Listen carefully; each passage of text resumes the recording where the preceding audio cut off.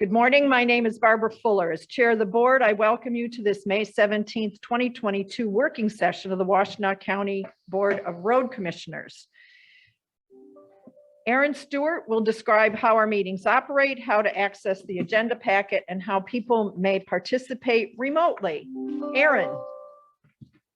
There are multiple ways to make public comment during today's meeting, whether you're joining us in person or virtually. If you are here in person and would like to make public comment, please fill out the sign-in sheet now. If you're joining us virtually, we will ask you to virtually raise your hand at the appropriate time in the agenda. If you are joining us virtually, the chat feature on this Zoom meeting is available only as technical support for users on their computer or smartphone. If you're experiencing technical issues with audio or video during the meeting, submit a comment in the chat feature and I will help you troubleshoot. If you are a staff member experiencing issues, please contact the IT help desk for assistance. The audio and video of this meeting is being recorded. A link to the video recording will be posted to WC Roads in the coming days. There are printed copies of today's working session agenda on the table here and is also posted on wcroads.org. There is also a link available in the chat if you're joining us from your computer or smartphone.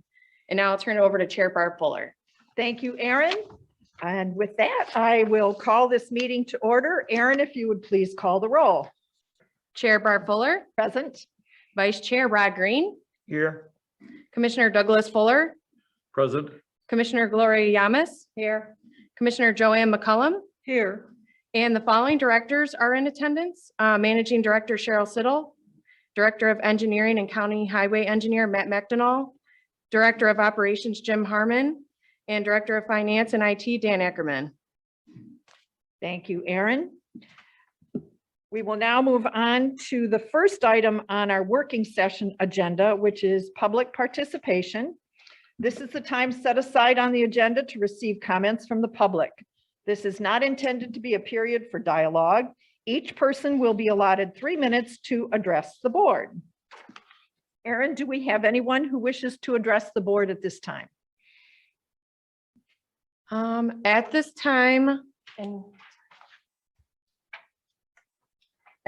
there's no one with a raised hand or signed in for public comment. Thank you. Oh, I'm sorry, I just didn't see that. There's no check mark. Yeah, you can go up there if you'd like. Good morning, sir. Good morning. I'm Ron James. I live at 43 West Judd. And the comment I'm making is on the redoing of the tar and stuff back in the subdivision. Since this whole program has started, one of the things that we were commented on was that there's 6 houses in the front that are not members of the subdivision back there, but we have been listed into the paying of the pavement. Which we don't understand why we're not a part of the homeowners association back there and why we are included into the paying of this road.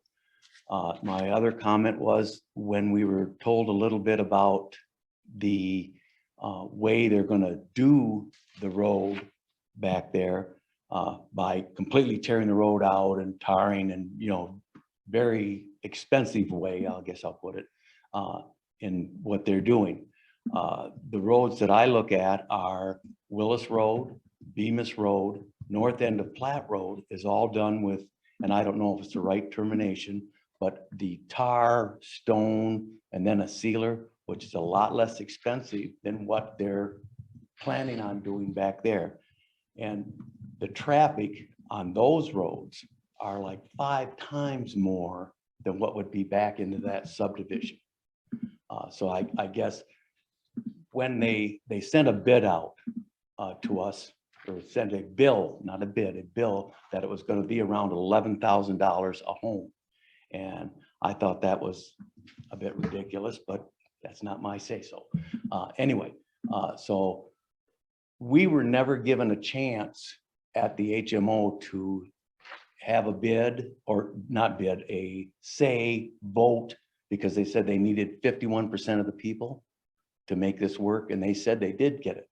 Well, we were never told about it. All we were told here's the bill. So there's 6 houses that were just given a bill, or not a bill, I don't know how to say it, it's a bid, whatever they did, 6 houses, and we never got a say in it. I don't know how to explain it, you know, kind of like it's going on our taxes, so it's like taxation without representation. Am I thinking right on that? Anyway, that's the issue that I'm here to comment about, and would like to know who set the boundaries on who has to pay for this and who doesn't have. If it's the HMO, considering that they are the ones that wanted this all done, that's fine, but we're not a member of that. So I don't understand why we're put on, and actually 2 of the houses don't even use, don't have frontage, I guess is what they go by, is how much your house, on the, like on the cul-de-sac that I live on, how much your house touches that cul-de-sac of what they're gonna make you pay. And 2 of the houses don't even touch anything in there. They have to come out the drive and go out, and the other guy goes right out to Judd Road. He doesn't even use any of it. And, but yet we're still taxed because our driveways touch that cul-de-sac road, wherever it is.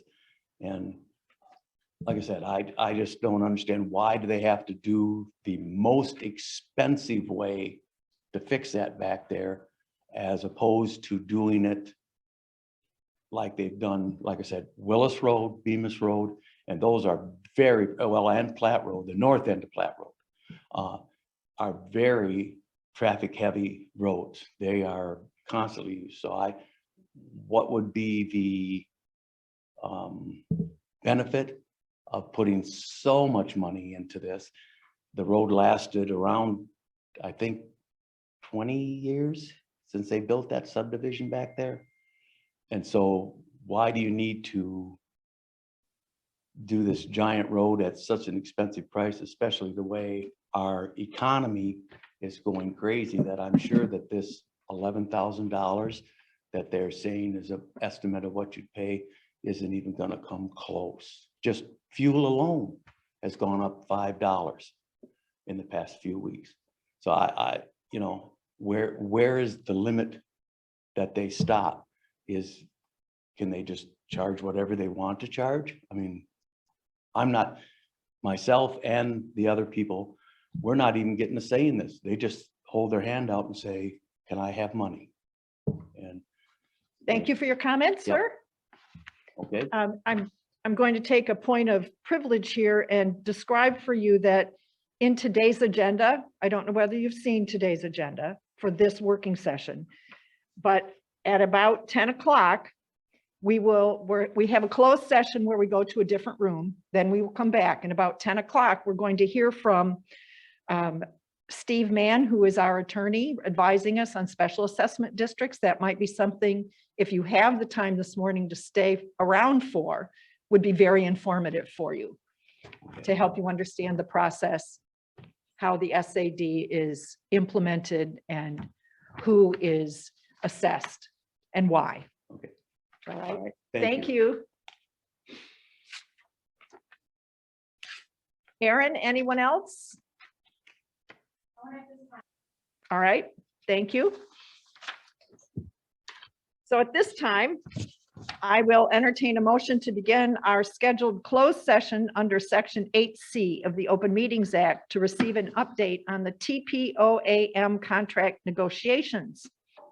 So moved. Support. Thank you. Aaron, if you would please call the roll. Commissioner Douglas Fuller, Aye. Commissioner Gloria Yamas, Yes. Commissioner Joanne McCollum, Yes. Commissioner Rod Green, Yes. Commissioner Barb Fuller. Yes. All right, we are going to enter closed session and we adjourn to a conference room upstairs for that purpose. If you would I have pause some the- housekeeping to go through. You do? Yes. Okay, so you do. Aaron, take it away. So for virtual participants, if you're not a road commissioner or a designated staff member, I will now move you to the virtual waiting room. If you'd like to be returned to the open session of the meeting once we have completed the closed session, please remain in the waiting room. I will readmit you once the closed session has been completed. In-person attendees, please exit the boardroom unless you are a designated staff member or commissioner. You're welcome to wait in the lobby until the closed session has been completed. Let me just point out, because we're moving, you're welcome to stay here. The pandemic has made us do all kinds of crazy things. So we'll be back.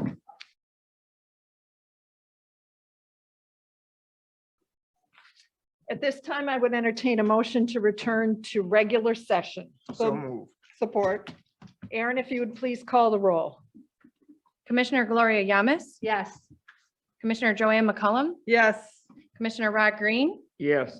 Commissioner Douglas Fuller, Aye. and Commissioner Bart Fuller. Yes, we have returned to regular session, open session. Next item on our agenda is the Special Assessment District setting the role. Again, being mindful, this is a working session. No votes are being taken at this point in time. Special Assessment District setting the role, our attorney advisor, Steve Mann. But it looks like we have Mr. Washtenaw at the helm. So Cheryl, Matt, help me out here. How are we doing this? I'm gonna get the Excellent, thank you. Please proceed. All right. You'll have got PowerPoint loaded up here. Give us a moment. Again, I'm Matt Washtenaw, the Director of Engineering. Here today. Thank you for the time to talk about and give an update on the Timber Ridge Special Assessment District. Do introductions, give a little background, talk about the SAD process, legal review, go over some feedback we've gotten from residents, and then provide a summary. As introductions, I've given mine. This here is Steve Mann. He's the principal at Miller Canfield, our bond counsel for the SAD. A little background. So the York Timber Ridge Special Assessment District. We received a petition submitted to the Road Commission. It was signed by 66% of the parcel owners within the district. And the legal requirement, we have to have more than 51% of the lineal frontage of the roadways, and that criteria was met as well. As a reminder, a special assessment district can fall under two parts of the law, or two laws, actually. One is Public Act 188 of 1954. That special assessment district is administered by a township, has a little more flexibility. It's a little different than the one that we are actually administering for this project. When the petition that was received was filed to the Road Commission, and we administer special assessment districts under Public Act 246 of 1931. So this is one that we are administering. So York Timber Ridge is located on Judd Road in York Township, just west of the Ann Arbor Road Railroad. It includes all the roads listed there, and it's roughly 1.5 miles of public roads for improvements. So who's included? So everyone within the red boundary there, all those receiving a benefit from the improvements being proposed. Anyone that has driveway access to the improved road is included in the SAD, and it totals 68 parcels. So if you have driveway access that uses the proposed roadways to be improved, you're receiving a benefit and therefore are included. Estimated costs. So we estimated the project costs would be approximately $746,500. That works out to be roughly $11,000 per parcel. The actual cost we'll know after we receive bids and we review that, but this is based on the estimate. I have a question, Matt. Of course. Is that $11,000 annually, $11,000 spread over a number of years? So it's- the actual cost is $11,000. And then if they choose it can be financed over a 10-year period. 10-year period? That's correct. Obviously, you would incur interest, just like if you were to get a mortgage for a roof, as a good example. So, What, if I may, yep, Commissioner Fuller? what is the interest rate that we would be charging for people that, we haven't determined that yet. okay, Yep. So we're in that process, and that's a good dovetail to reviewing the process. So, okay, does PA 246 indicate a maximum amount? I will defer to Steve on that. Thank you. Good morning. Good morning, Good morning. Steve. Typically, with the process that the road commission has used over the last number of years, you'll sell bonds to finance the project. And what the act requires is that those assessments, which are not paid off, will accrue interest at the rate of the bonds, the interest rate on the bonds, plus 1%. Plus So if your 1%. bonds are 4%, then the interest rate to the homeowner would be 5%. Thank you. I thought there was something in there that, Thank you. But if one of the people within that district choose to pay it up front, they would incur no Finance, interest or financing charges. correct. Otherwise, it would be spread Over 10 years. potentially, is it 10 years or 10 years is what we've done. Mhm. no years or 10 years? It's not, they can't do 5 years, they can't do, well, they can You pay it off at early. any point, right? Yes. Yes, the assessments are payable over a 10-year period, 10 annual installments. They're also prepayable right after the roll is confirmed, or payable at any time. So if a homeowner wants to pay it off in year 2, 3, 4, they can do so, and they only pay interest to the date they pay it off. thank you. Through the Commissioner chair. Yamas. Oh, Commissioner Yamas? I'm sorry, and that's payoff without penalty, right? Correct. There's no Okay. penalty, just accrued interest to the date you pay it off. Okay. Commissioner Green? So the homeowners know that they can save money by paying off early, but they also know that there will be interest fee if it's delayed. Correct? Yes, that's correct. They know that, or they will know That, I'm not sure if that's been discussed yet in the process. It's likely it has. If it hasn't, it will be discussed at the next formal step in the process, which is the public hearing on the special assessment roll. Thank you. Yep. Talking a lot about process, let's review it. Oh, go Commissioner ahead. McCollum? You bet. Yes, I have a question. So with the interest rate of the bond, plus the 1%, is that interest going to stay the same each year, say for 10 years? Okay, Yes, it's fixed. Yeah, Okay. once the bonds are sold, then that is the interest rate. okay, thank you. Okay. So review the process. We received a petition. That's step one, receipt of the petition. Then the board formally acknowledged the petition back in August of 2021. We were instructed to move on to the preliminary engineering, which basically was a step for, hey, is it very necessity? Is there a reason that we need to improve these roads? And we determined, yes, absolutely. There's a determination that there is a need out there. And then step 4 was first order of determination. That's basically, we are going to schedule a hearing of objections that basically says, all right, we're going to review the project with the public, and we'll give them an opportunity to hear what they have to say about it. So that step 4 was setting the date for that hearing. Step 5 was actually the hearing of objections. So that occurred in February and March of 2022 this year. During the hearing of objections, we reviewed the process. We talked about the ability to pay off upfront or to finance over a 10-year period of time, acknowledging that there's an interest rate and financing charges that would be conveyed to property owners. Madam Chair. Oh, Commissioner Green, I'm sorry. No.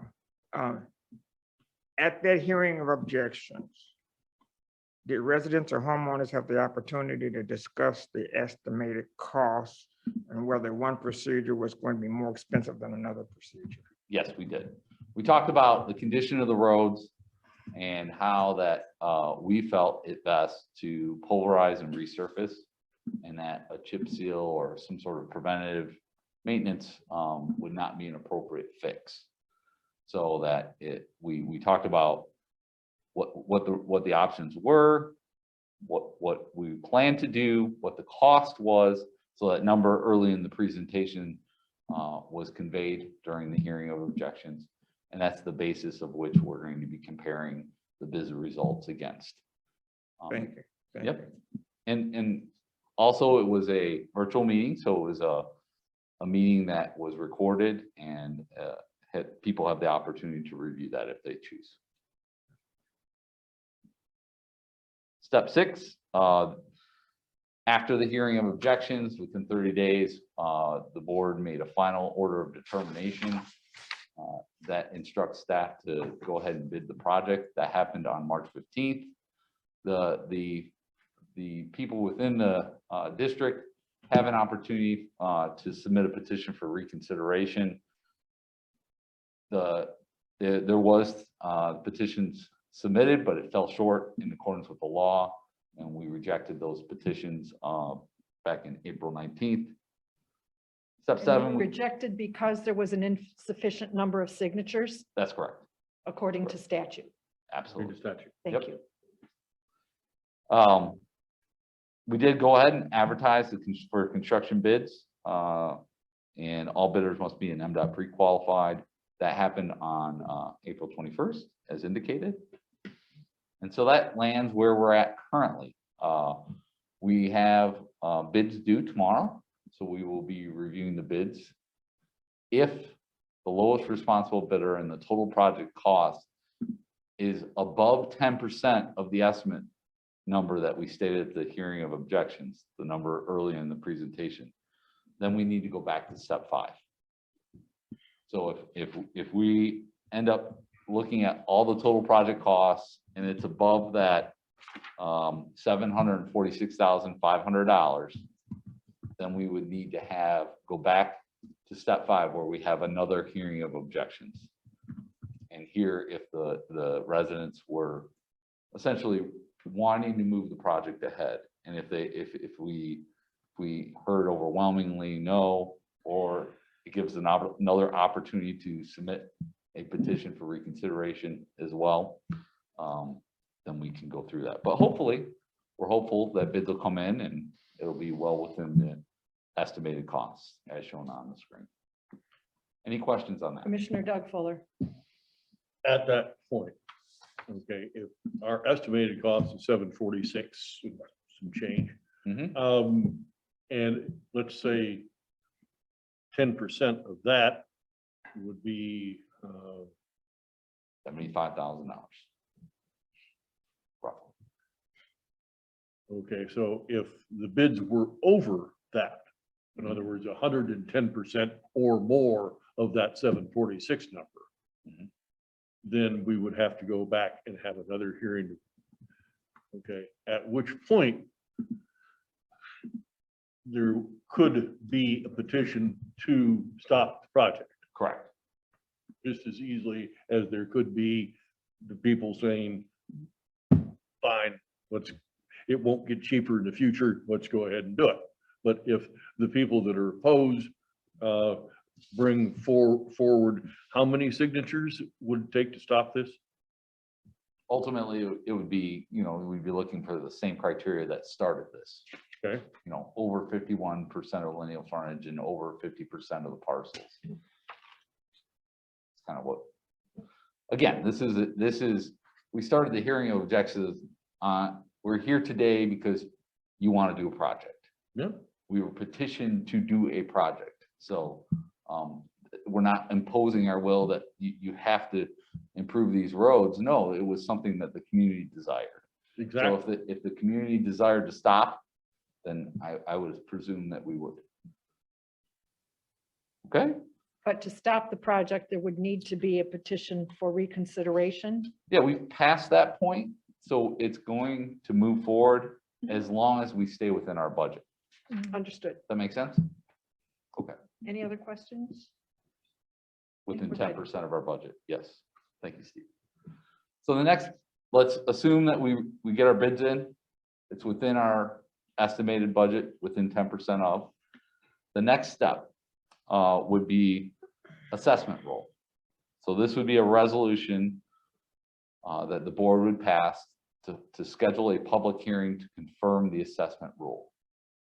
We anticipate that if all goes well, that on June 7th at your next meeting, in June, the first meeting in June, that you would be setting that hearing date.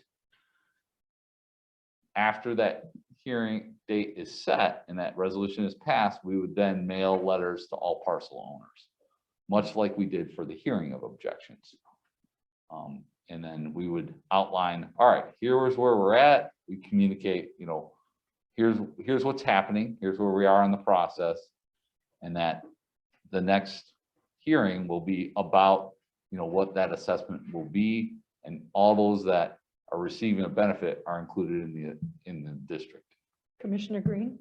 Okay, so at that public hearing to confirm the assessment role, is that an opportunity for someone to say, I should not be in that assessment? It's a public hearing, so anyone can come up to the podium and basically state their mind.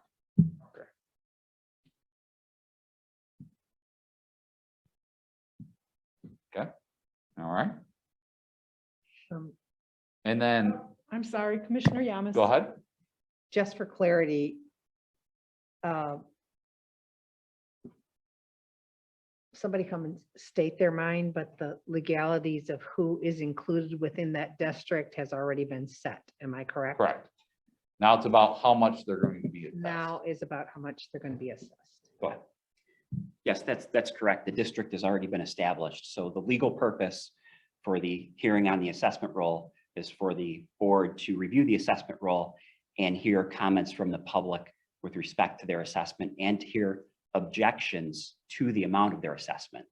And we'll get into that in a couple minutes. Okay. Through the chair, one more question. So at this point, there is not a legal format or through us that someone who objects to being in the district to come out of the district. Their only recourse at this point would be this reverting back to step 5, correct?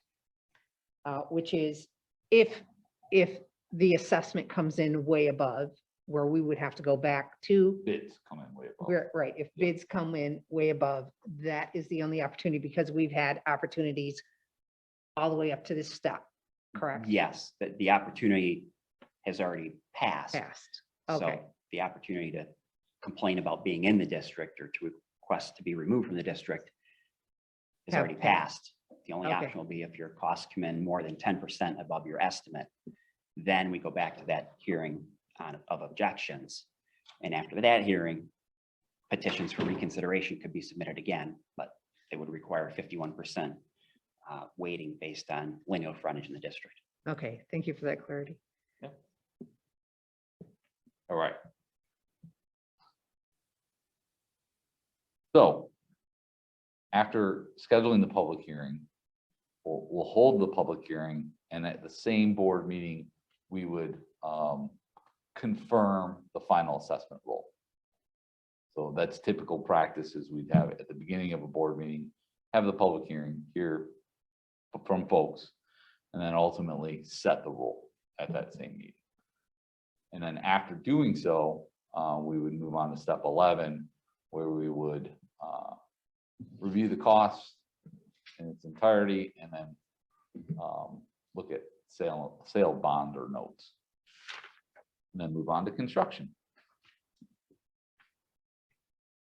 So with that, I'm going to go ahead and use the down arrow. Thank you. If So I you wanted would please introduce yourself for Yes. people who aren't watching and for the recording. Yes, absolutely. Good morning. I'm Steve Mann. I'm a principal with law firm Miller Canfield out of Detroit. And I've had the pleasure of representing the Road Commission for a number of years. I think it's 10 or 12 years now on All of that. special assessment projects. I'm a bond attorney, so I specialize in financing public improvements for municipalities, including road commissions, counties, and so forth. So I'm here today to talk a little bit about the special assessment itself and the process for appeal and answer any questions you might have on that. So a special assessment is different than a tax. The legal theory behind a special assessment is that there's a localized area that is benefiting from some public project more so than the general and public and the public in general. So in this case, this is a local area within York Township that is benefiting from these proposed road improvements, and the cost for that project will be assessed to that district. For that reason, because they're receiving a benefit, a road improvement, a value improvement to their property, you're allowed to assess them for that cost without it being a tax and without it being constitute a taking, an unlawful taking. So the basis for the assessment is that the amount that property owners are assessed, the amount must be reasonably proportionate to the benefit that they derive from the improvement. It has to be reasonable. It doesn't have to be exactly dollar for dollar, but there has to be some reasonable connection between the benefit to their property and the amount of the assessment. And the courts have told us how that benefit and assessment is determined. In a case in 1986 in Novi, challenging a special assessment, which is still the valid case law, says that the Road Commission needs to consider what's the influence of the proposed improvement, the proposed road improvement, on the market value of the property. What are the properties in the district worth now with the current condition of the roads, and what will the properties be worth in the future after the roads are improved? And that increase in value should be close to the amount of the assessment, not dollar for dollar, but close. Did you have a question, Commissioner McCollum? Yes, Madam Chair. I have a question about that because it sounds like everyone is going to be charged the same. Am I correct? Yes, that's what's currently proposed, and that has been historically how the Road Commission has done the assessments, is a per parcel assessment, equal amount per parcel.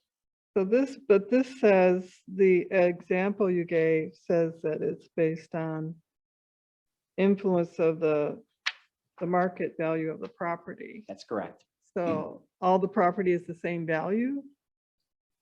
Receive the same benefit. That would have to be true, yes. Okay, so we're not talking about the home, we're talking about the road value? Is And we're that, talking about the market value of their home, actually. What's the market value now? And with the current assumptions, will the market value be worth $11,000 more, or roughly thereabouts, after the roads are improved? oh, I see. So the 11,000 is showing the market value of the home after the roads.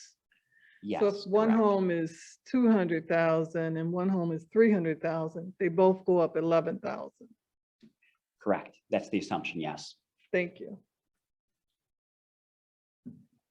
Madam Chair, Oh, I'm sorry. That's Yes, okay. Commissioner Green. thank you. But the point that you've already made, that it does not have to be a dollar to dollar match. That's correct.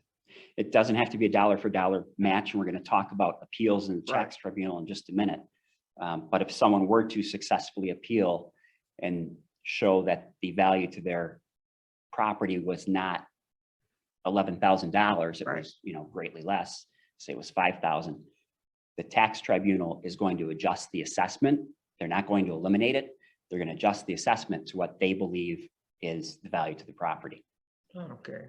Hmm. Now, is there a situation where something could be valued not simply on the increase in market value in the property, but in convenience terms? Convenience, that's really not taken into account. Okay, Yeah, the legal theory rests solely on the value, the Increase in increased market real value estate. of the property, okay, of thank each you. individual property.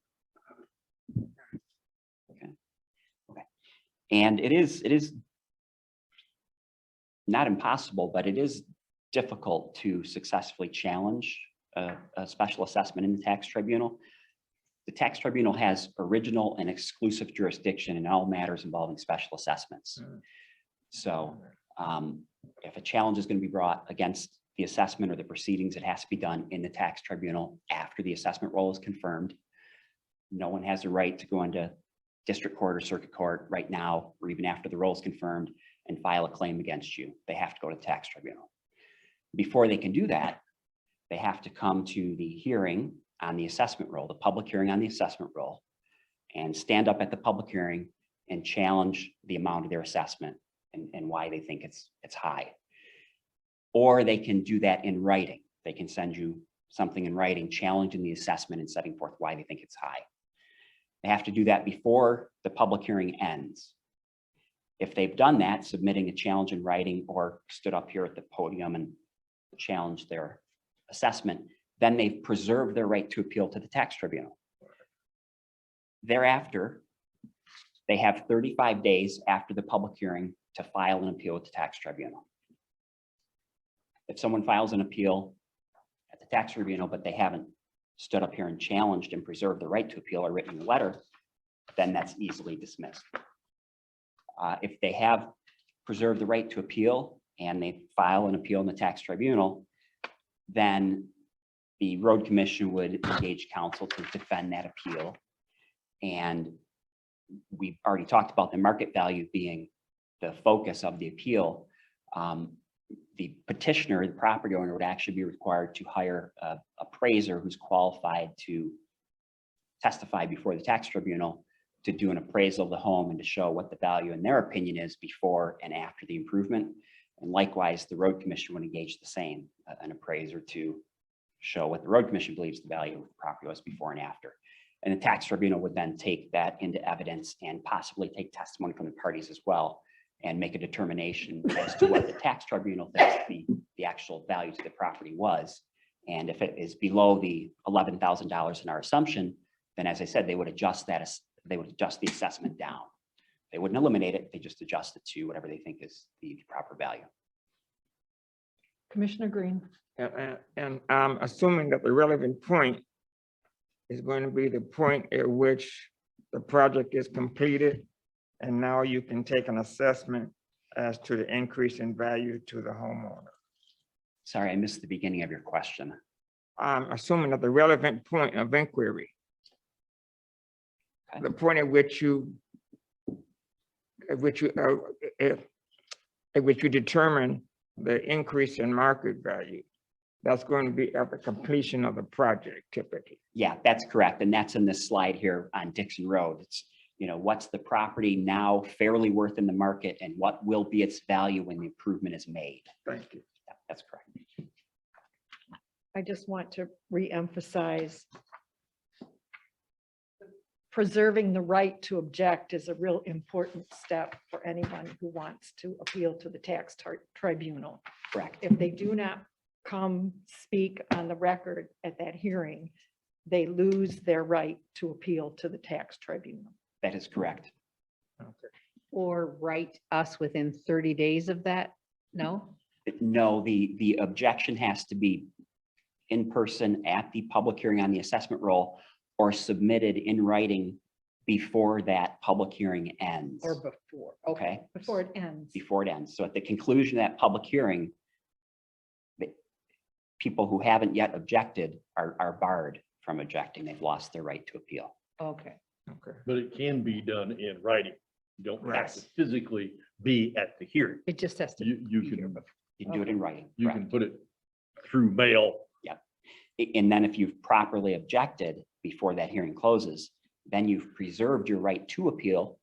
And if you want to appeal, then you have 35 days to file that appeal with the tax tribunal, the property owners do. If they wait too long, past 35 days, then again, they've lost the right to appeal. You've lost it. Commissioner McCollum.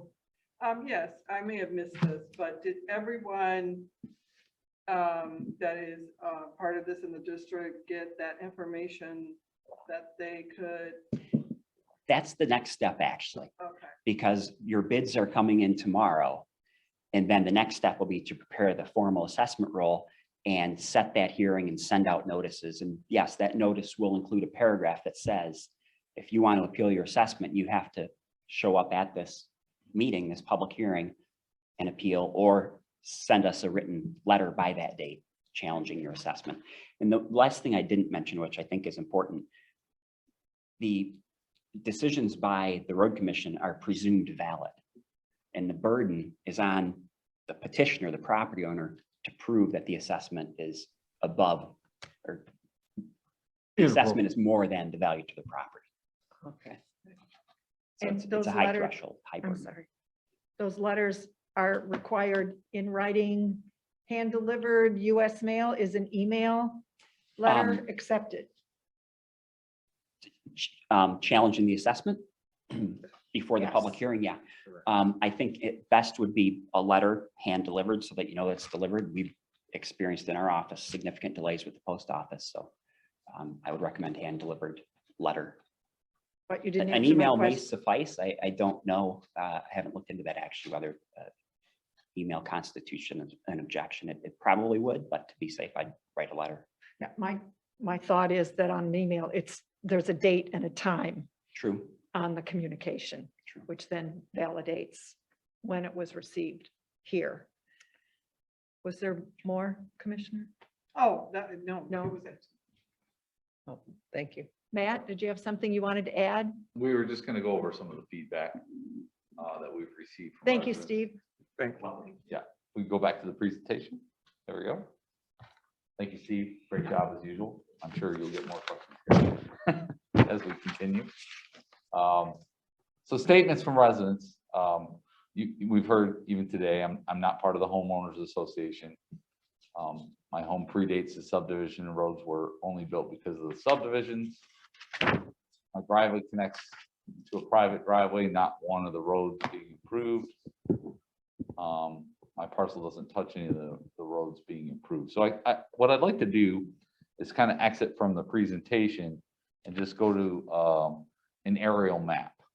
So you can kind of see what the evolution of the subdivision kind of look like. So this is our handy Washtenaw County GIS. I'm sure some of you have used this in the past. This is the subdivision itself. As I zoom out, you can kind of get a sense at the top of the page. We've got Judd Road, and then you've got the railroad to the east of the subdivision community. And then ultimately, if I zoom in on the front of the subdivision, and what we have as part of the GIS is very handy. Aerials that are historic. So that picture that we're looking at right now is 2020. So the parcels that we've heard from are houses that existed before the development occurred. So as I highlight the various parcels, you kind of see these 4 homes here existed before the subdivision, and then also are included in the SID, and then also this home at the top and this home here.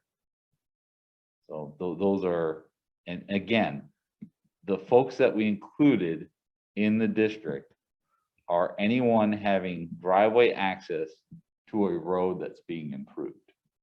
So they are therefore receiving a benefit. So let's look back. We'll go back in time to 1998. So let me turn off that aerial and turn on 1998. So as you can see the gray shadow of the road, and then the parcels that I highlighted previously. Again, those homes existed with a driveway access to Judd Road. You can see these 4 parcels here as well. You've got a shared driveway with 3 homes here. And then you've got a home accessing directly onto Judd with a horseshoe driveway. So that's 1998. You can see in the background some piles of dirt.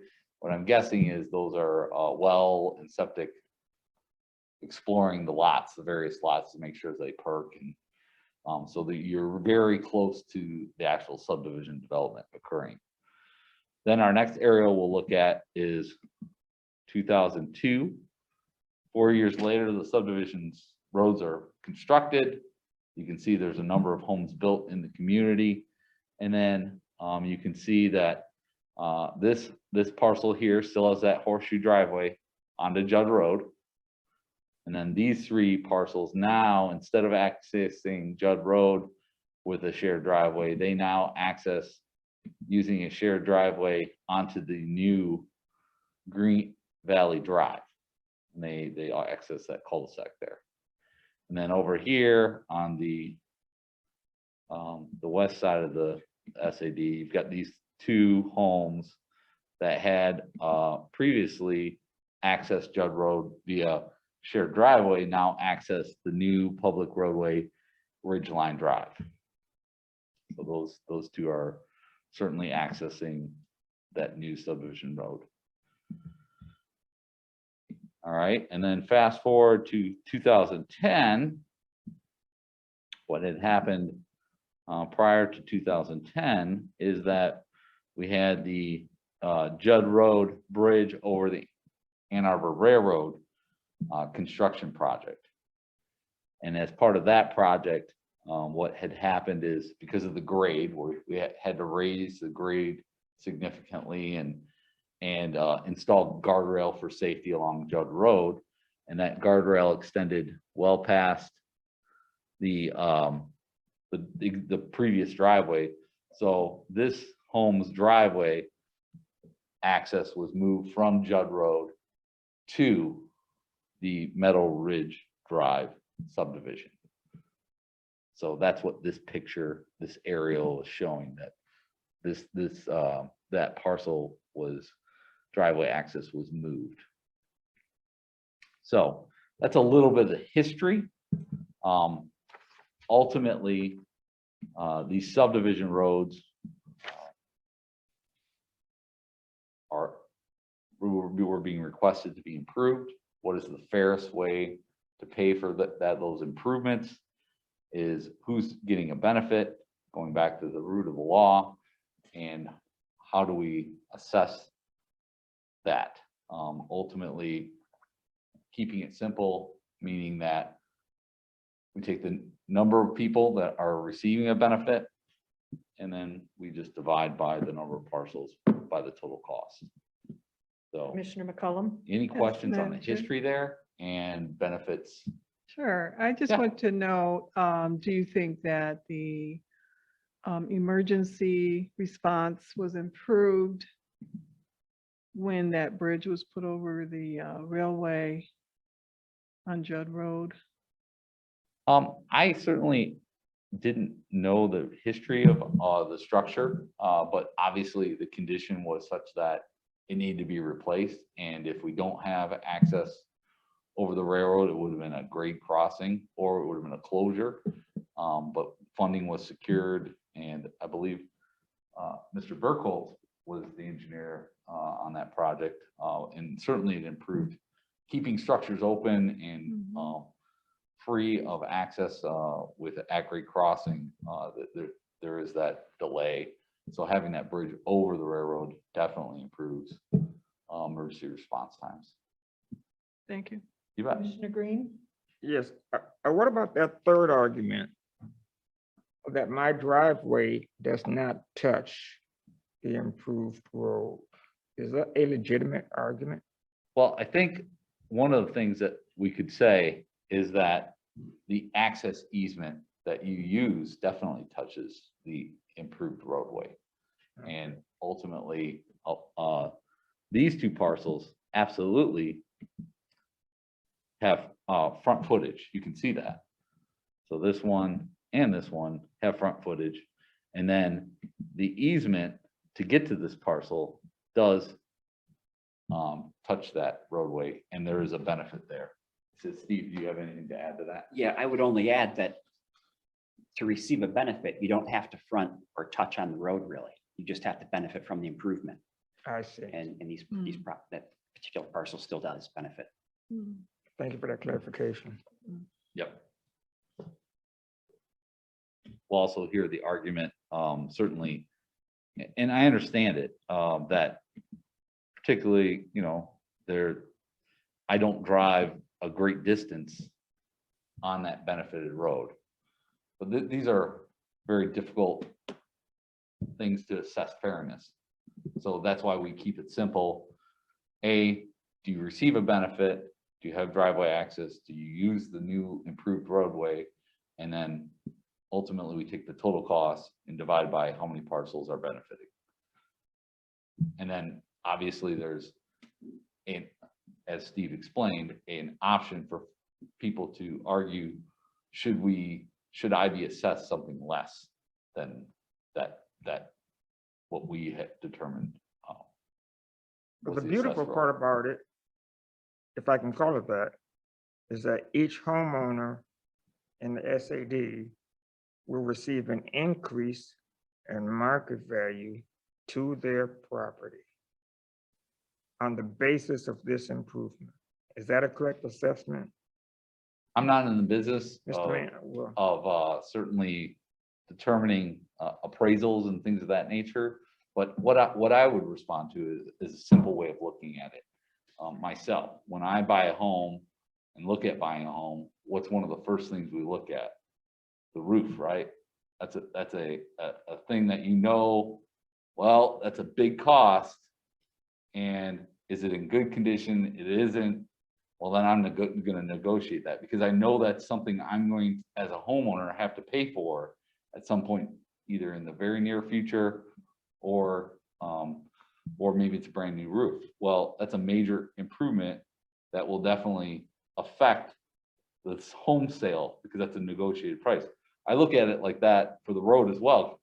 I look at that road condition in front of the house. Is it in very poor condition? Ultimately, someone's going to have to pay for that improvement. So that's my simple way of kind of justifying that it will absolutely improve market value, in my opinion. But I'm not. that's what the attorney I'm not an suggested. appraisal. Yes, that's the assumption. That's correct. Right. And you would engage a real estate professional or assessor perhaps to Right. get further information on that. Okay. So Thank you. going back to the feedback, now that we kind of walk through some of the history. We talked about some of this.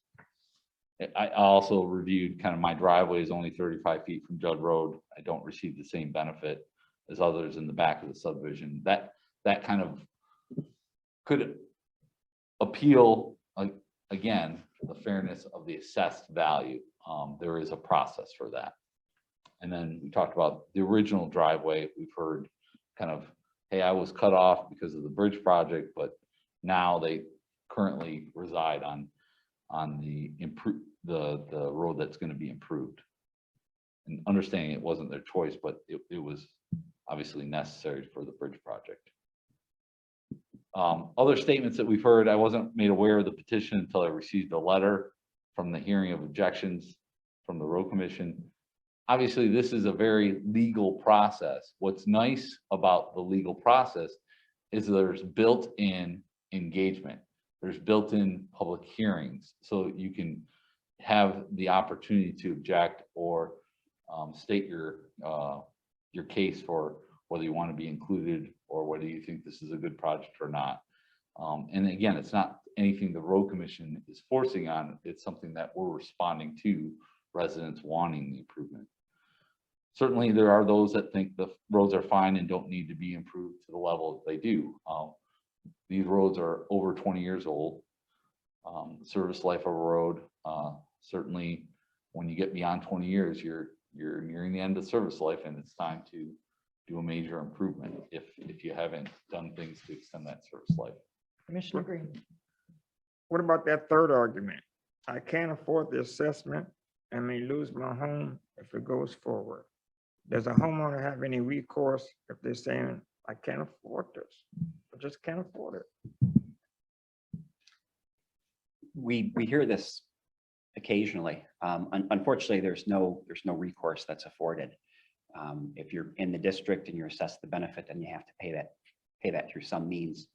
Up until a couple of years ago, the state had a program for seniors who were below a certain poverty level, where the state would pay the assessment off and put a lien on the property and then collect it from a future sale. I'm not sure for the reason, but they stopped that program in late 2020. So. Commissioner McCollum? Yes, is this a part of the yearly taxes? Will this be put in with This, that? so it's not a tax, it's a special assessment like we talked about earlier, but it is billed out on the tax bill, just for convenience, yes.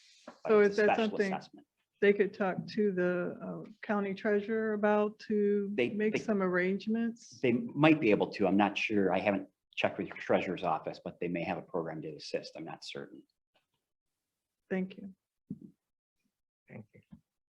The other question is, can you assign costs based on taxable value of the property rather than divided equal by parcel? I think there's certainly more flexibility in the Public Act 188 that the townships can assess. I've seen things get creative. But for our history on SADs, we have typically done it just by parcel, because it's an easy and defensible manner. Do you receive a benefit? How many parcels, and divide by the cost? That's how we've done things traditionally. And then in summary, again, the road commission was petitioned by the residents, and we're obligated to follow the law through this process. That's all I had. We have, again, who's included. Again, anyone that is got driveway access and receive the benefit, and right now there's there is 68 parcels included. And that's it. Any other questions for Matt or for Anything else? Steve? Thank you. Very good. Appreciate it. Thank you, Steve. Thank you, Matt.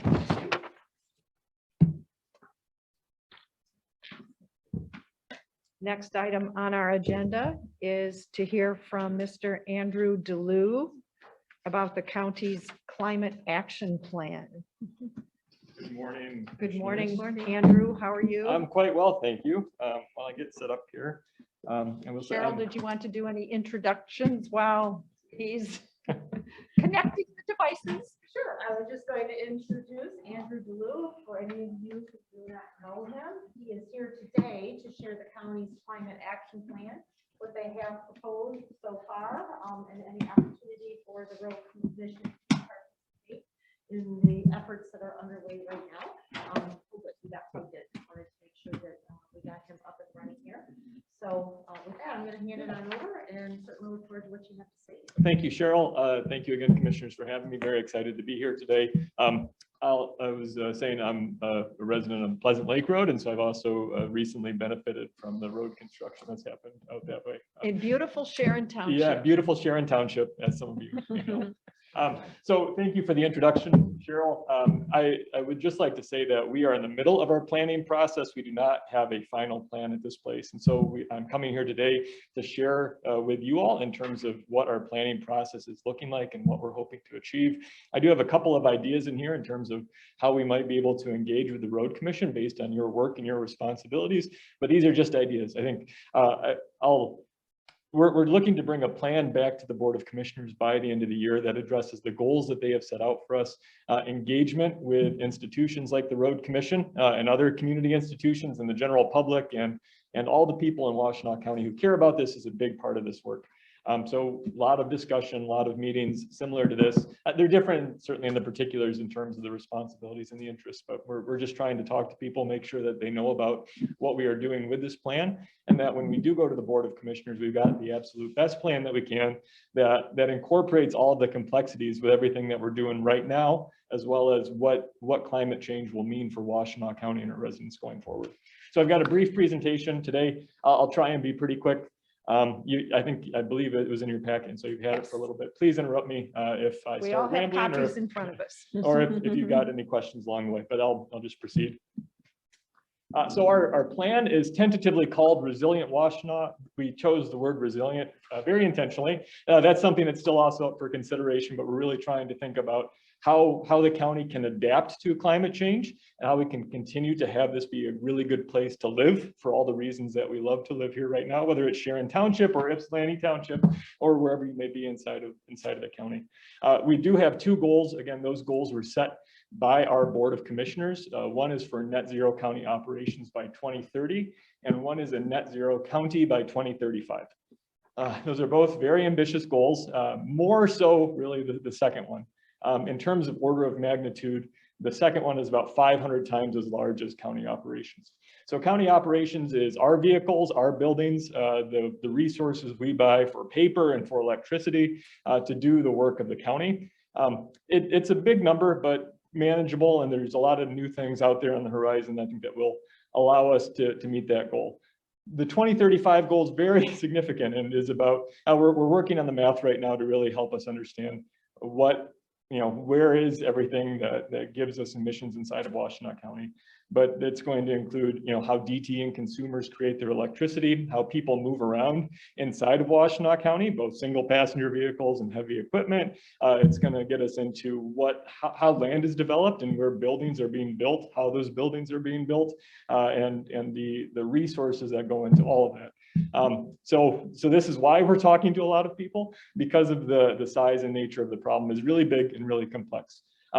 I'm not talking today about the science. I am not the right guy to talk about the science behind climate change. If that is something that would be useful to you all, we have talked to the scientists on this stuff, and we're very fortunate inside of Washtenaw County to have many people who have either contributed to many of the really great scientific reports that are out there. So I'll just offer that as a general resource, but I won't get into the science too much today. So our plan will look like other climate action plans.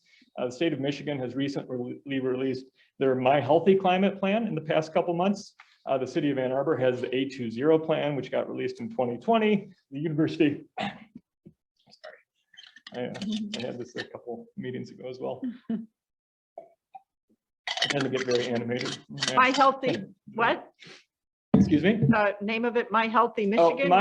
the Michigan My Healthy Climate Plan. Climate. Yeah, and that was released by Eagle within the last month or so. So I just say that in terms of context, there's a lot of other plans that are out there in development, and our plan will likely look like those other plans for many reasons. The sources of emissions are pretty well known. It's electricity, it's buildings, it's transportation, it's land use. And so just necessarily you need to address those things if you're thinking about a climate action plan. But also we want to align with the plans of and what else is happening inside of the county. And we don't want to do something that is a really good plan and concept, but something that we're not going to be able to put into practice in actuality because we haven't considered, for example, the work of the road commission or what schools need to do or what, local zoning laws look like. So we're trying to be very considerate in terms of all of the complexity, again, of what happens inside of Washtenaw County and how we can incorporate thinking about climate into that work instead of doing it outside of that and without consideration of those other important things.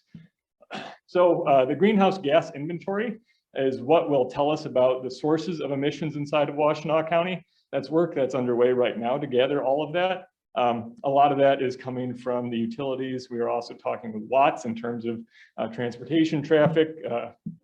There's a couple other data sources, but that's a process that's underway right now. We are looking for a vulnerability assessment, and that's one that's really particular to the county in terms of the services that we're responsible for delivering. The county does a lot of human services, really thinking about the health and welfare of the population of Washtenaw County. So when we think about climate action, we want to be able to understand what populations and what people are going to be really hurt by climate change here. And so as we're thinking about investments that will help those people not get harmed by climate change. The example that comes to mind for the county is the flooding that we had last summer. A lot of folks along the Huron River in Ypsilanti Township had a really, really bad summer. We had a presidential emergency declared because of what had happened there. And we are expecting more of that in the future, and to the extent that we can help focus infrastructure investments or other investments right now so that those don't happen, I think would be time well spent and good efforts on behalf of the county to make sure that those don't happen. So the strategies and the actions will be the specific things that go in the plan. And then implementation recommendations are really for the county to think about. Like, we will have this big plan that is really ambitious. How do we do the work that's in there? That's going to require people, it's going to require money, it's going to require partnerships, it's going to require communications and reports. And so trying to think through all of those things along with the plan that we're putting together. We are doing it first and foremost. Again, we have a Board of Commissioners resolution. telling us that this is what we should be doing. And so that's a really meaningful thing. But also our board chose to do it because it's good government. There's been a lot of demand of the Board of Commissioners and a lot of support for this plan generally. And so we feel like there's in Washtenaw County, our residents expect us to do this work. This is also a very large and complex problem compared to some of the other things that the county gets involved with.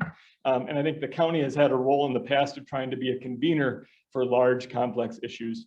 And so we're trying to step into that role again and help bring all of the different entities who care about this and who have something to do with it to the table so that we can work collaboratively to think about climate change again, given the very serious consequences for the residents of Washtenaw County.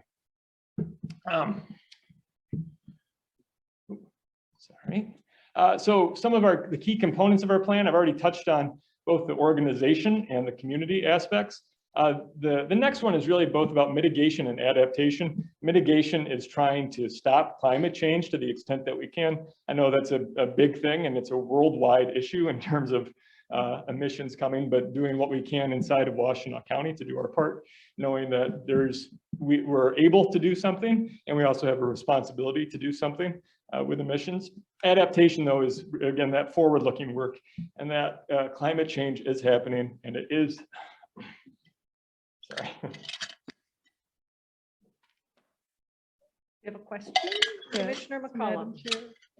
Chair. Andrew, when you talk about emissions, taking action to minimize, I know that some counties check vehicles and make sure they have the emissions and things like that on there and make sure that they can check them. Is that something you see down the line for Washtenaw County? I don't know. And so certainly we're taking in ideas in terms of things that might be good for us to pursue. Where the discussion around vehicles has been to date is more around the move towards electric vehicles, and that all else considered, an electric vehicle, even if you're burning coal in a coal power plant to power that electric vehicle, is going to be cleaner in terms of emissions than the internal combustion engine in the vehicle. So I think we certainly are limited by what state law will allow the county to do with this, but we're also trying to think about ways that we can ask the state to allow us to do things that our residents want. So vehicle testing has not come up. My familiarity with Michigan's vehicle testing is very minimal. So I guess what I'd like to offer for that idea or any others you might have is we'll take it back, we'll put it into the hopper with the other ideas that we have and try and think like, is this something that would make sense for our plan? How would you get the, I don't know, the understanding that the majority of people would want that, or maybe majority of people would not want that? Yeah, so discussions like this is one way that we're doing this. We will be releasing a draft plan later this summer, and I expect that we will get a lot of comments and feedback when that draft plan is released. We've been trying to be proactive and sharing, and actually, if I may, well, we've been trying to be very proactive in terms of making sure that people know that we are doing this planning activity and can tell us what they want to see us do or have us not do. And so again, it's been meetings, it's been outreach, it's been advertisements, it's been newspaper stories. It's, we haven't talked to everybody at this point, but certainly that's been our intent, is to try and get in front of everybody. But again, I think just our experience is that when we put something out there, we will hear pretty quickly back in terms of what looks good or what doesn't look good. And so we built that into our process. Do you have a survey or is there going to be a survey? I've got a slide that I think will address this to some Okay. degree in terms of how we continue to solicit feedback over the course of this process. So Thank you. maybe I can put a pin in that and then try and touch on it in a couple slides. But ultimately, Andrew, it's the Washtenaw County Board of Commissioners that will adopt Yeah, a plan and decide how to pay for it. that's right? correct. Okay. I And we're think that trying to was the bring them. Essence of your question. Okay. Yeah, and I think we're trying to bring them the best idea and the best plan that we can, but that is correct. Our expectation is that we will bring that to the Board of Commissioners and ask them to adopt it. Right. And certainly that's its own process in terms of what that looks like. But, so the mitigation and adaptation, I touched on that. we do want to be in alignment with other existing plans and services and priorities of the county. And so we're, again, trying to understand the complexity of everything that's going on around here and do this through collaboration. We want to be equity-based and really think about the areas of greatest need and most likely to be harmed, and then be collaborative as well. I won't spend too much time on the project team other than to say that they're experts and they're locals. All of them are from Washtenaw County or just over the border in Wayne County. And so they understand a lot of that context. They understand the resources that we have in Washtenaw County in terms of really involved community, really smart community groups, and know the mechanics in play here, as well as understanding the statutory framework or the regulatory framework that we have to operate inside of. I think one example would be thinking about the utilities. How DTE and how consumers operates it's a big thing, and it's a big complex thing. And we will only be able to be successful with our climate action plan goals by understanding DTE and consumers and working with them to achieve these goals, just given the magnitude of their emissions. So I say all that, and that it's still a hard task, but we've got the right people involved with this to help us do that work well. Lots and lots and lots of engagement is really the point of this slide. Yeah, I think some of you have heard from me previously. I'm glad to have done that. Again, we haven't talked to everybody that we have needed to at this point, but we are spending a lot of time and effort to reach out to different parts of the county, both internally with our staff, with our departments, with our elected officials, with our boards and committees and commissions that we've got, with groups such as the Road Commission, with our local government partners. I've been to township meetings and city meetings, and again, really trying to get out there. And that's really important because the county is such a big, diverse place, and what will work for Bridgewater Township is going to be different than Sharon Township, is going to be different than West Willow, is going to be different than the city of Ann Arbor. And I think we can do a plan that reflects all of those different community interests and needs. It just is hard, right? And it's not a one-size-fits-all plan that we're having to do. And I think that's where the engagement, the discussion, hearing about what is important to different communities is really going to be helpful in terms of building the support needed for this work. Commissioner McCollum, back to your question. We have set up resilientwashtenaw.org as our outreach and planning website. There are functions in here, and we've designed it so that we're able to solicit ideas and suggestions from the public with what our plan should look like. What you're looking at right here is a screenshot of a map.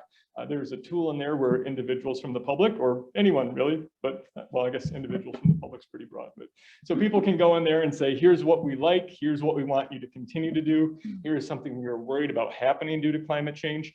And this is something that is monitored, and there's a comment feature, and you can follow it and do all of the social media stuff with it. But the purpose of this is to make it easy for people to tell us what they think, and for us to be able to follow what people are talking about with regards to this plan and to share updates. We will have some updates that are coming in the near future. We're getting to a point in our plan where we're able to share some of the draft structure, and I'll go through that in my presentation a little bit later today. But this website is the primary way that we're looking to do that broadly for the public. Certainly, I'd be happy to meet with any other group though, or take any phone calls or emails, if someone's got questions and they're not seeing them addressed on the website. So will you be issuing a heat map to show where the responses are coming from? So we know if there's, Yes. an area that's not talking to Yeah. you? And so this is a conversation that you and I have had, Commissioner Fuller. And so I continue to reach out to the Southwestern County. We've had some good progress. We've done some farm meetings over the past couple of weeks, and I'll be going to the Farm Bureau in a couple other weeks. And I've had some success around the Pleasant Lake homeowner. So yes, I think yes is the short answer to that. There's even the website in an updated version right now will allow you to see that. The website doesn't tell you everybody that we've talked to. It only tells you the people that we have talked to through the website, but still it will give you a good sense in terms of where the input is coming from. So are you going to have a table that shows for this city, village, township, how many responses you've gotten from that particular unit of government or community? No. Without going Yeah. through, scrolling through all the comments and trying to do hash marks for. No, well, so it is a geographic representation. The map you're looking at now, and it's organized more so based on where the idea is located rather than where the person suggesting that idea is. For example, I could say that I really like the new county park located along the Jackson border in Manchester Township, even though I don't live there. And so my comment would reflect that is something, it would reflect the location of the thing that I like instead of where I live. So I think to your, we can You know develop. what I'm getting at? Yeah. Okay. Well, and I think, again, I think if I may, I think the intent of your question is to how do we make sure that we've got wide engagement, right? And that we've heard from everybody in our planning efforts. And I think as of today, we haven't.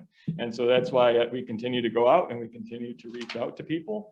And we continue to, I'm calling up township supervisors and I'm calling up news Sure. media and trying to do better with that.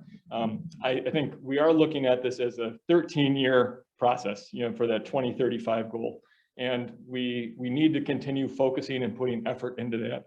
I don't know that we will ever be perfect with it, but it will continue to be a focus of our efforts to make sure that, again, people know what we're doing and have a chance to tell us if we're doing the right thing or the wrong thing, or if there's some opportunity that we're missing with our climate action plan.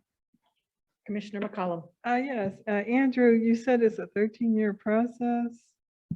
Yeah, well, so the 2035 goal, would certainly put us out for, for 13 years. Because I'm looking at the timeline. I guess I'm not, I mean, it looks like you'd be done in November. Yeah, well, and so this is the planning process, but our goal with that would be to bring something back to the Board of Commissioners that then commits us to a course of action, for the upcoming 13 years. The plan will, fundamentally say, here are all the things that you need to do to get to carbon neutrality. That is going to be a big list. It's going to be an expensive list. And then we will need to do the work. And so it's, the 12 years will really be doing the work that the plan sets out. We've tried to account for things that will change. Again, the state adopting a climate action plan of its own is a meaningful change. Who knows what will happen with the utilities? Who knows what will happen with new technologies? Following the electrification of vehicles is certainly an interesting thing. And who knows where exactly that will go. But again, we have a really big goal in terms of carbon neutrality for everything inside of the county, and would expect it to take us, those 13 years to be able to achieve that. Thank you. Yeah. Go ahead. Okay, thank you. So this is the timeline for the rest of the planning process. Engagement and communication is ongoing. We are, if I may start at the bottom of this, we are working towards a presentation to the Board of Commissioners, which will happen before the end of the year.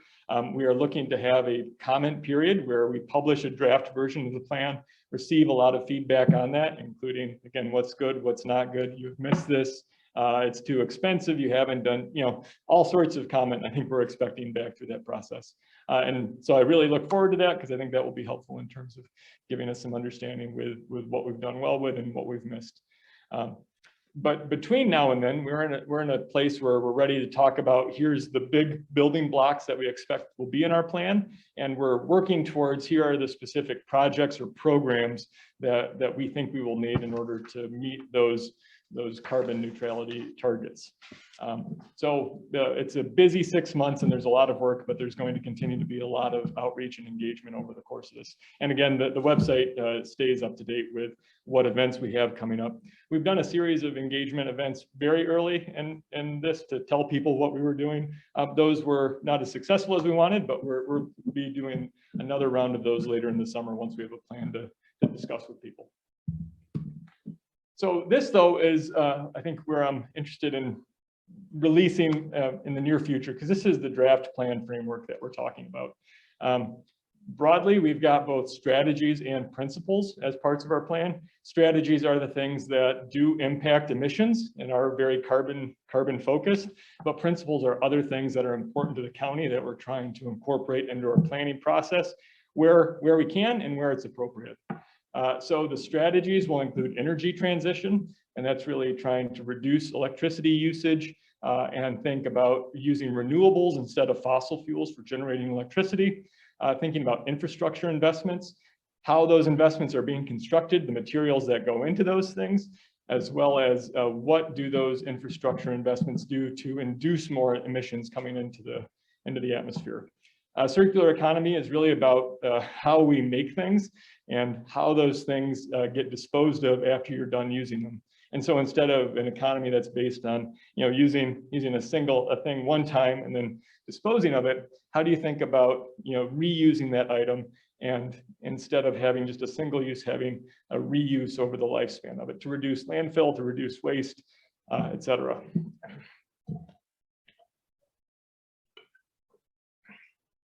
Mobility access is about getting people around. We've got a lot of people right now who drive in single occupancy vehicles, and we also have some places that have public transportation. Thinking about how people get around inside of the county. When do you need to get around? What is public transportation something that is viable for you? Maybe you're able to take a bike, maybe you're able to carpool, maybe you can do electric vehicle. Really thinking though about the emissions that come from vehicles and minimizing those things through through possible alternatives. I think that's one where the recommendations for more rural parts of the county will look pretty different than the more urbanized parts of the county in terms of what's viable and how, on what frequency do people need to move around. Working farms in natural areas is one, it's a part of our plan that is not in some of the other plans, but I think is really important for the county given the given the amount of land we have. Pardon me, sorry. You're doing all right, Yeah, Andrew. thank you. I got used to not wearing a mask for a couple months. Yeah. So back at it. Didn't we all? Yeah. Yeah, so working farms in natural areas, though, a tremendous amount of land in the county is working land or natural area. We've got a lot of interest in preserving that, because I think it's one of the things that people really appreciate about Washtenaw County. And so there's also climate benefits for that in terms of the ability to pull carbon out of the air. So we think there's a sweet spot there to keeping land in that use while preserving what it feels like to live inside of Washtenaw County. And then finally, health. Health is a big one for the county. The county has mandates to deliver health services, and we know that there are really bad impacts to people from climate change. As it gets hotter, the people are not able to get out of the heat. They might end up having trouble breathing. They might, I think we're just worried about what it's going to mean for certain populations to not be able to adapt to the changing climate. And so thinking about how can we invest in cooling centers, in urban tree canopy, and things that will promote health. So the principles, just really quick through there. Health, again, we care about public health as the county, and so want to think about what we can do with each of those things. Like air particulate pollution would be one that comes up. If we're able to reduce air pollution, there's a lot of health benefits for lung disease, for example. Equity, I've already talked about. Just transition and economic development are really about the employees and the companies needed to do this work. Climate action plan is likely going to be a very big investment. And so as we're thinking about that as an opportunity to help support local businesses and help make sure that employees who might be working in industries that are associated with fossil fuels are not displaced, and that we're not leaving them out on the streets as we make a move away from fossil fuels in the economy. And then just really trying to do a lot of community support and partnership and high communication and engagement in this plan. And that's something that we want to continue even after the plan is adopted. All right. So draft, I think we won't spend too much time here. This slide, though, I think is where I'd like to leave it, and would love some of your ideas. This slide is based on the engagement that we've heard so far. Maybe not in the exact words, but in terms of concepts that have come to us from members of the public, from staff, from different community groups that we've talked to. So the three high-level items there: infrastructure investments, mobility, access, and transportation, and working farms and natural areas are all included as draft strategies in our plan. And so just to run through these really quickly based on what I know of your work. So how we're trying to approach all groups, though, is rather that you all are the experts in terms of the work of the Road Commission, and you all are going to understand the impacts of a county climate action plan on your work and your other responsibilities certainly better than I could. And so would want to introduce these things, but only offer them as possible ideas. And we just ask you to consider them and tell us if they make sense or if they don't make sense, or if there's something else that should be on this list that we haven't considered.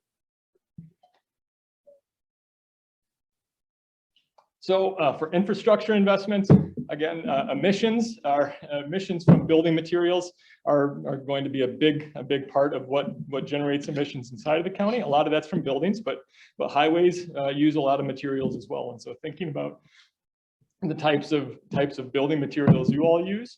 One of the things that has come up from a couple of meetings with townships that I'm not wanting to speak to them, but we've heard a lot about concerns for road maintenance, and especially given heavy rain events earlier this spring on the conditions of roads. That's, I've come out and I've said, I'm here for a climate action plan, and they've said, we want to talk to you about roads. So I'm sure you all get that all the time. But seriously, we are expecting longer and more extreme freeze-thaw periods, which in my very limited knowledge, I know is not good for roads. So that, we know that those types of weather changes will be happening more frequently with the warming of the climate. And so incorporating those types of weather changes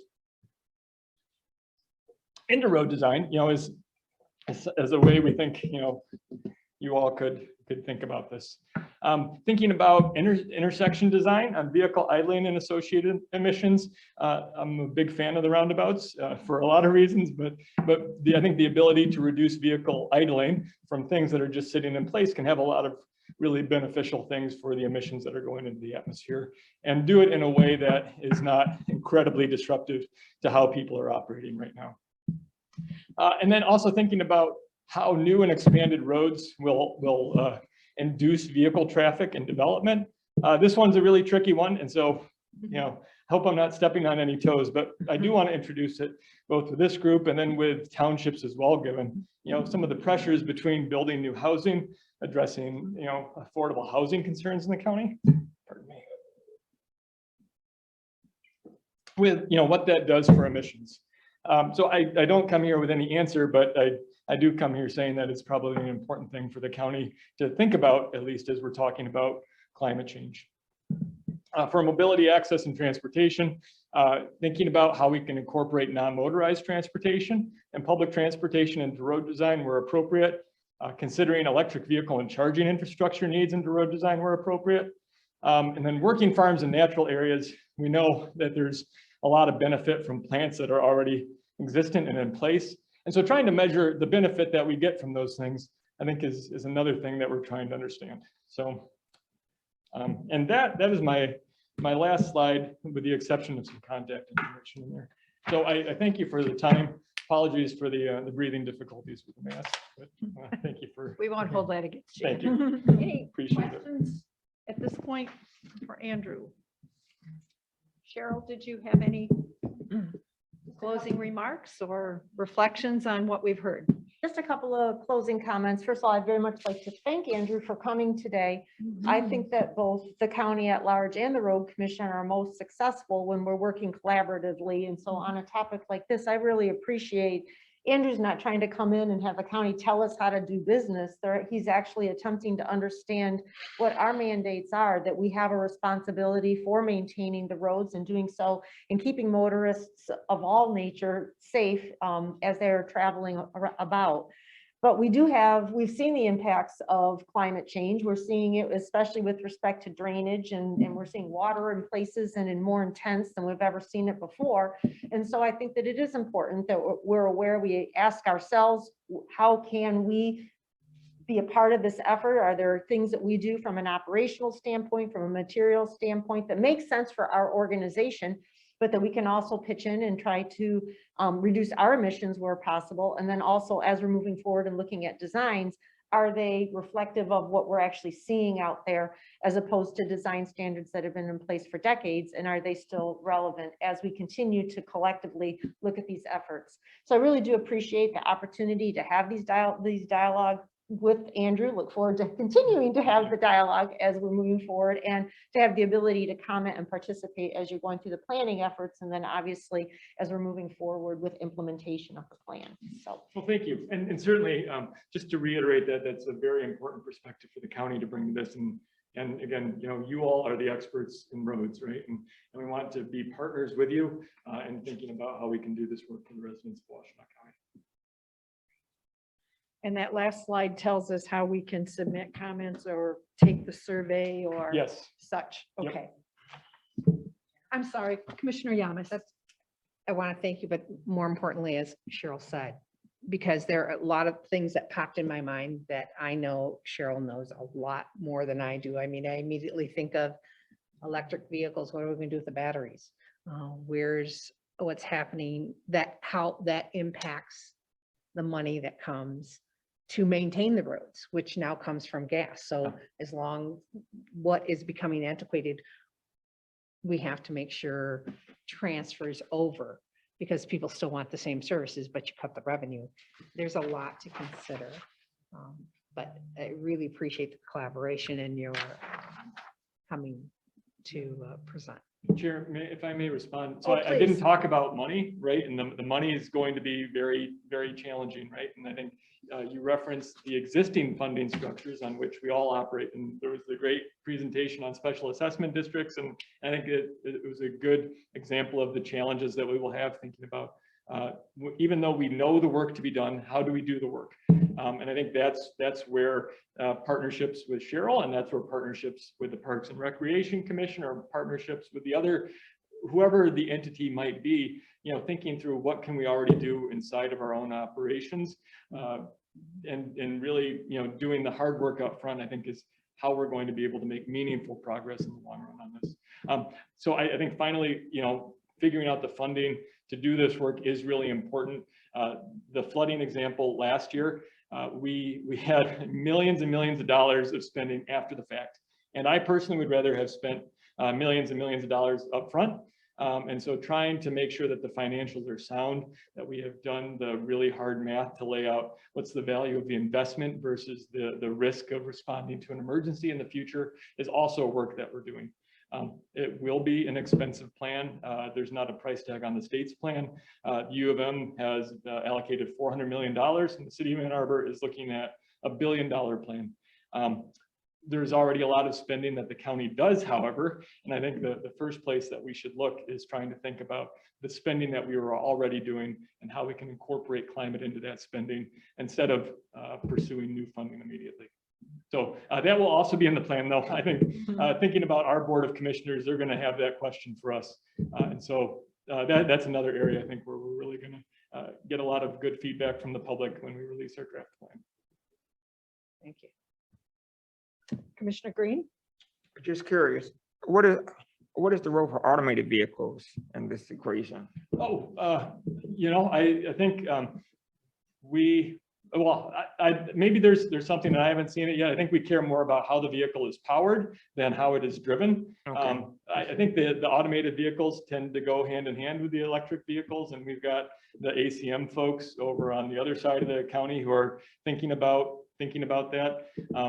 So, where our discussions have been more around electric vehicle charging infrastructure and only on the periphery, but how do you incorporate maybe electric vehicle charging into highway infrastructure and that's nothing I have firsthand experience with, other than knowing that there have been some discussions out there. So if there are specific ideas, Commissioner, would love to hear them. Or if I may, yeah, please. we have already have a partnership in place with, and I'm blanking on the name, TTS, with our traffic signal system that gets into automated vehicles. And that is an opportunity where we can plug in and share that with that technology, there's the ability to talk to the vehicle and the traffic signal so that the vehicles hopefully are traveling at an appropriate speed where they are less likely to stop or to idle. and therefore to reduce emissions. So there is an opportunity where there is existing technology, and we are working with companies as those technologies continue to improve that may be of benefit and certainly can be taken into consideration as the county is looking at things like vehicle emissions or funding models, as Commissioner Yamas indicated, that are antiquated for us already, and that all of those considerations need to be taken into play as we continue to move forward as an entity, as well as the objectives that the county is attempting to meet. Anything else? Thank you, Andrew. Thank you so much for your time. Good to see It was nice of you to have me. And certainly we'll keep the managing director and all of you informed as we move through this. So thank you. Thank you. You're Thanks, welcome. Andrew. Thank you, Andrew. What else? All right, I think that we have fulfilled the agenda for the Okay. working session. And then obviously we have a board meeting this afternoon. At 1 o'clock. Thank you. May I have a motion to adjourn? So move. Aaron, if you would call the roll, please. I can't Commissioner see. Rod Green, Yes. Commissioner Gloria Yamas, Yes. Commissioner Joanne McCullum, Yes. Commissioner Douglas Fuller, Aye. and Commissioner Bart Fuller. Yes, we are adjourned.